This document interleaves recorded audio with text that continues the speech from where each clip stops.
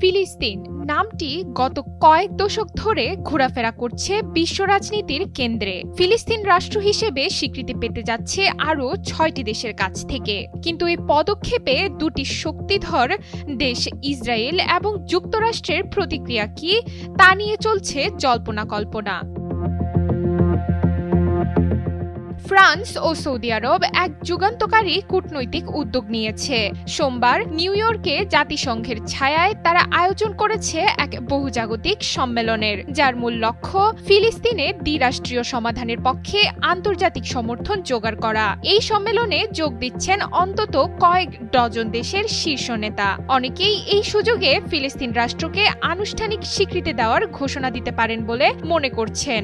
এটি হতে পারে মধ্যপ্রাচ্যের রাজনীতিতে এক নতুন মোড়। তবে এই পদক্ষেপকে কেন্দ্র করে তীব্র ক্ষোভ প্রকাশ করেছে ইসরায়েল ও যুক্তরাষ্ট্র। জাতিসংঘে ইসরায়েলের রাষ্ট্রদূত ডেনি ড্যানন বলেছেন, এই আয়োজন এক রাজনৈতিক সার্কাস। নেতানিয়াহু সরাসরি প্রত্যাখ্যান করেছেন ফিলিস্তিন রাষ্ট্র গঠনের ধারণা। এমনকি তার জোটের মন্ত্রীরা পশ্চিম তীর দখলের আহ্বান জানিয়েছেন। যুক্তরাষ্ট্র দাঁড়িয়েছে ইসরায়েলের পাশে। ওয়াশিংটনের ভাষ্য, এই স্বীকৃতিগুলো আসলে লোক দেখানো, কূটনৈতিক নয়। মার্কিন পররাষ্ট্র দপ্তরের একজন মুখপাত্র বলেছেন, যুক্তরাষ্ট্রের আসল লক্ষ্য গভীর কূটনৈতিক প্রচেষ্টা, লোক দেখানো রাজনীতি নয়। তার ভাষায়, আমাদের অগ্রাধিকার হলো জিম্মিদের মুক্তি, ইসরায়েলের নিরাপত্তা এবং শান্তিপূর্ণ হামাস মুক্ত এক অঞ্চল গড়ে তোলা।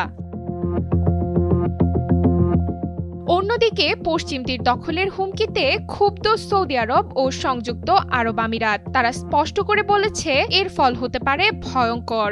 সব হুমকি আর বিরোধিতার মাঝেও এই স্বীকৃতি কিছু মানুষের মনে নতুন করে আশা জাগিয়েছে।